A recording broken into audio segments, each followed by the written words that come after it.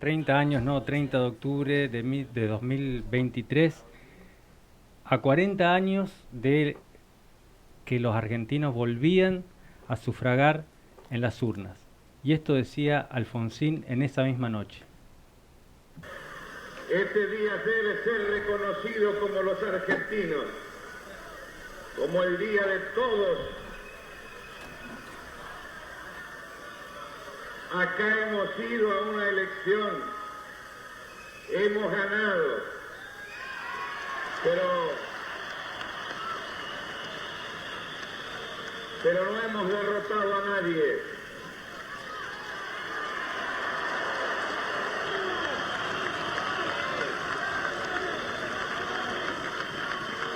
Porque todos hemos recuperado nuestros derechos. Y entonces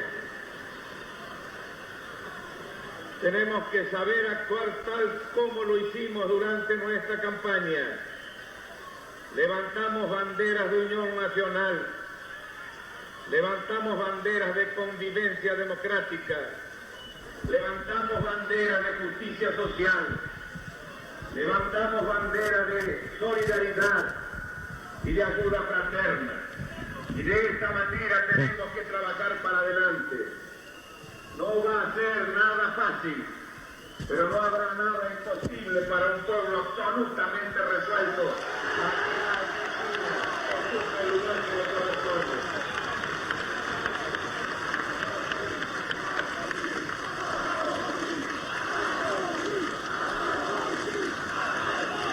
Hagamos que culmine este día como debe culminar estos triunfos magníficos de la democracia, este triunfo de la Argentina toda.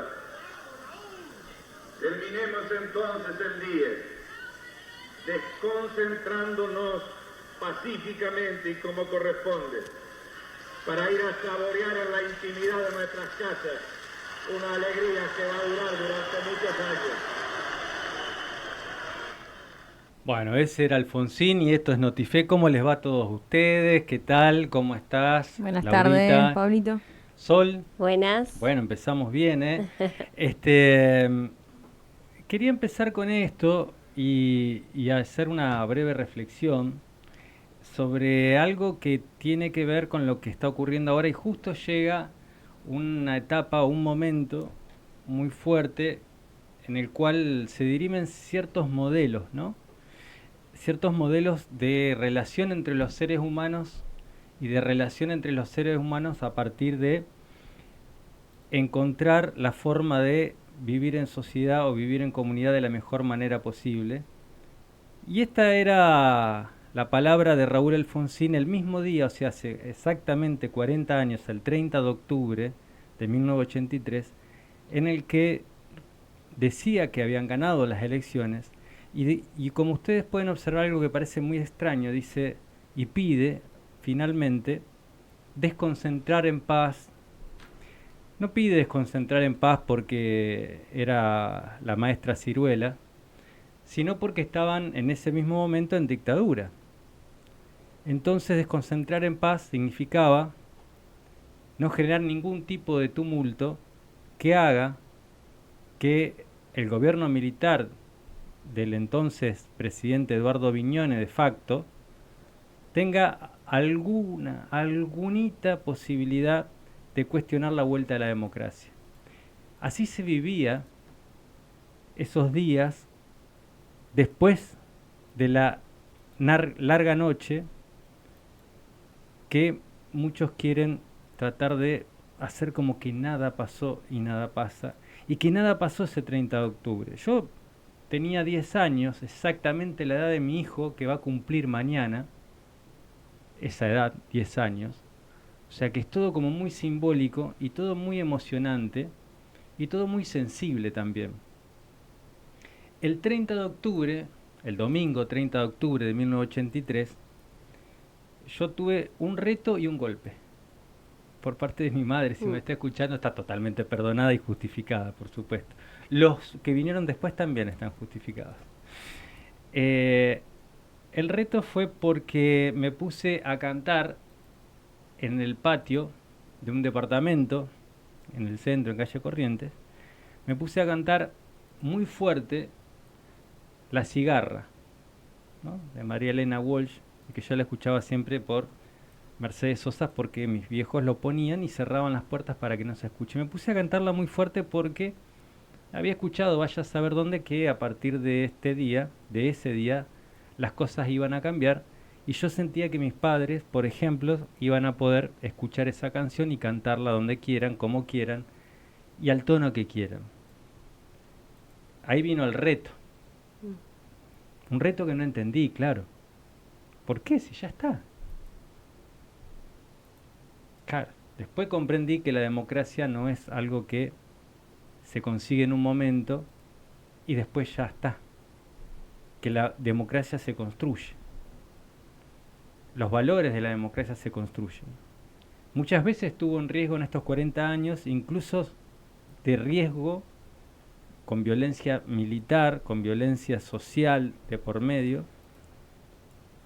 Y hoy yo también creo que está en riesgo desde el punto de vista de los valores, de la tolerancia en el otro, y que por ahora, la verdad, no ha pasado a mayores ni a menores tampoco.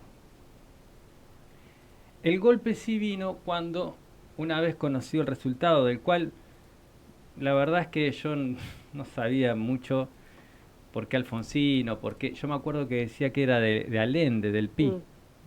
Allende no se vende. Y entonces a muchos le decían se alquila barato. Que era como decir, bueno, estaba entre el PI y el PC, que eran mis padres, Partido Comunista. Entonces era como que, bueno, era como una especie era aceptable. Y vino cuando empecé a gritar también muy fuerte. Tenía esa costumbre. Evidentemente no era de lo mejor. Se va a acabar la dictadura militar. Y vino mi madre y me puso un sometete en la boca. No sé si fue fuerte, no sé si fue débil, no sé si fue un empujón, no sé si fue que me tapó la boca, no lo sé. Pero lo que me causó fue una sensación de impotencia muy grande, aún con mis 10 años, tal vez así, que no recuerdo qué pasó el 29, el 31 o el 40, no sé lo que pasó, pero recuerdo muy bien ese momento. Y claro, y uno dice, pero hay personas que pueden contar ese momento de otra manera, porque o lo vivieron o sufrieron esa larga noche militar de la dictadura y tienen cosas para decir. Y por supuesto esas cosas para decir, como periodista, hay que escucharlo y hay que también ponerlo en relevancia. Pero también es una forma de decir cómo vive cada uno ciertos momentos de la historia y también qué significa eso para un chico de 10 años. Que después, a partir de ahí, pudimos creer que eso era algo normal, que esa era algo que se vivía. La democracia, ¿quién te podía decir que vos no podés cantar tal o cual canción? Que vos no podés gritar una consigna o tener una idea y poder desarrollarla, crecer con ella, una ideología. Entonces es este momento en el cual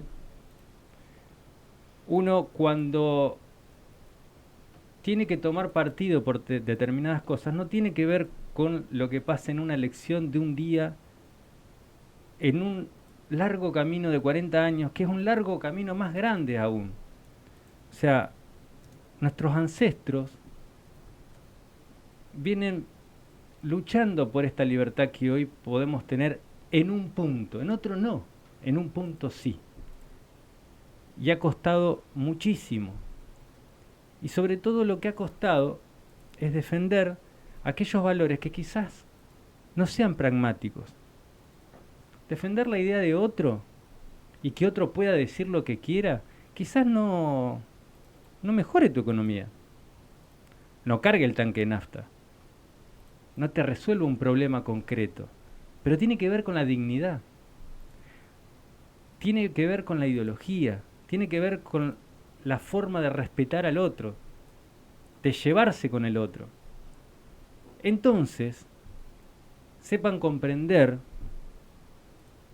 sobre todo aquellos que ni siquiera tenían 10 años en ese momento, como Laura, como Sol, que nacieron exactamente 10 años después, si no me equivoco, Sí. en el 93. Sí. Que es decir, no se puede tirar la historia por la borda, no se puede creer que no solamente todos son unos idiotas menos yo, y que la historia está llena de idiotas menos yo, y que esa persona, al cual la verdad que nunca adherí desde el punto ya de adulto, de adulto o de joven, me dio asco el Pacto de Olivos, me dio asco algunas cuestiones que ocurrieron, pero Raúl Alfonsín no caminaba sobre jardines floridos, caminaba por campos minados, y no caminaba solo, y no me refiero a los de su partido o a quienes lo querían, caminaba también con el peronismo.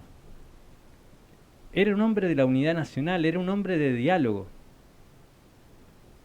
Y entonces, ¿qué pasa cuando viene una persona y en cadena nacional manifiesta que le pegaban la cara a puñetes?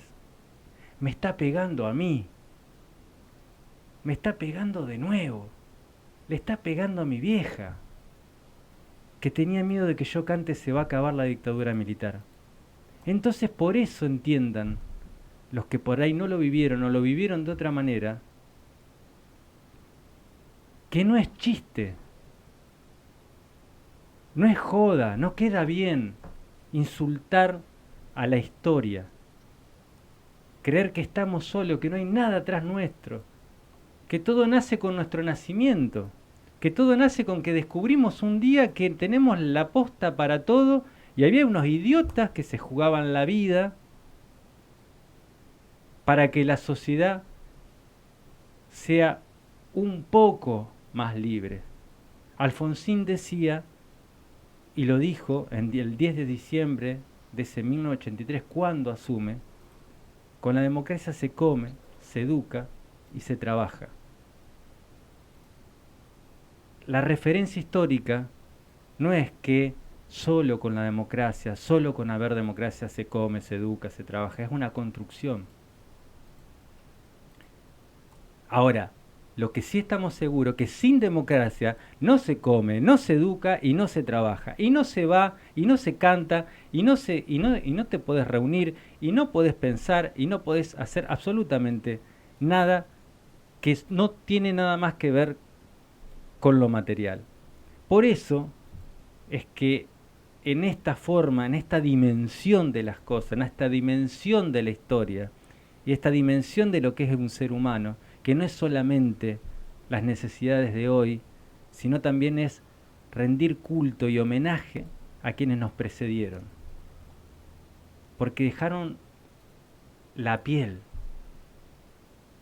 Yo entiendo a un pibito de 18, 19, 20 años que repite esta gilada de que, por ejemplo, Alfonsín es lo peor y que Alfonsín o quien sea, y que los gobiernos populistas, que Hipólito Yrigoyen era un populista asqueroso y era un delincuente y este era un idiota y el otro era un imbécil. Entonces quedo yo solo nomás. Soy yo.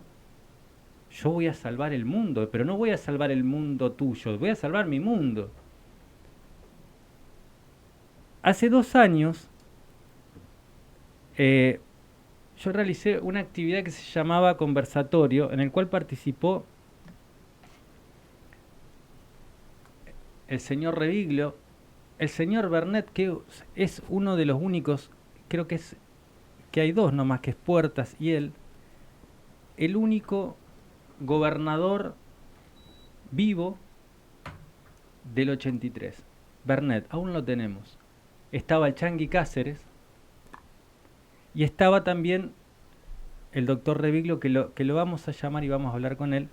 Pero en ese conversatorio, que se me ocurrió porque estaba, creo, viendo todas estas cosas que estaban ocurriendo. La verdad, lo tengo que decir, me costó un montón. montón de laburo. Estábamos saliendo de la pandemia, convencer a gente de que era importante hacerlo, de que estas personas tenían algo para decir a las nuevas generaciones y para decirnos también a las viejas generaciones, ¿no? De recordarlo, de no negarlos. No, porque este es un corrupto, no, porque, a ver, es parte de la historia, él tiene mucho para decir. Y la verdad es que yo creí que iba a ser un evento recordado, y la verdad que no lo fue. Pero sí quedó grabado, sí quedó la historia, y para mí es lo que es parte del patrimonio vivo. ¿Y qué es el patrimonio vivo? Es aquel patrimonio que no está en un edificio, que no está en una columna de cemento maravillosa que tiene 200 años, sino que está en aquel legado que nos pueden dejar y aquello que nos pueden decir. Si podés, Marcelo, vamos a empezar con uno de los audios, que es el primero, el uno, que es el Changuy Cáceres en esa charla, que explicaba algunas cosas que tienen que ver con la convivencia democrática. Y por eso hoy hay muchos de nosotros, o de nosotros digo, de algunos, no ni siquiera que nos dedicamos a la política, sino que queremos y no vamos a dejar de tener memoria, que estamos muy enojados, lamentablemente, con la sociedad, más que con la persona que lo dice, porque no puede pasar de largo ciertos insultos a la historia que hace que hoy podamos ser un poco más libres y que podamos hasta tener el problema de no saber a quién vamos a votar en un balotaje. Acá supieron decir que ya no había más democracia de partidos, sino de frentes. Y estos últimos tiempos yo diría que ni de frentes, sino de candidatos. Y yo diría en estos últimos tiempos ni siquiera de candidatos, sino de caras conocidas mediáticas. Muchachos, paremos la pelota acá. Pensemos un poco. Miren, yo era pendejo y con esto termino. Hablando en criollo, nos cagábamos a patada en la universidad. Pero después salíamos a tomar un café juntos. Yo con este que me ganó la elección no me peleé nunca. Este por ahí estaba aburrido, me decía, ¿cuándo va a venir a la casa de gobierno a charlar? ¿Qué sé yo? Y, ¿para qué carajo voy a ir? No sé qué corno. Con el Tati buena relación. ¿Y ahora? Ahora es un despelote. No tenés un enemigo, lo fabricás. Tenés que odiar a alguien. No va la película así, muchachos. Bajemos un cambio, tomemos un Valium, paz y amor, rememos por el país. No por lo de mi generación, que ya estamos al toque de irnos al carajo, sino por los hijos, los nietos y las generaciones que vengan. Los quiero a todos y te jodí porque me pasé 2 minutos lo tuyo. Este era Changuy Cáceres, lo tenía al lado de Reviglio y estaba en conexión desde Buenos Aires el Tati Bernet, y que por ahí te jodí porque me pasé, 2 minutos. Me pasé 2 minutos de lo que estaba diciendo.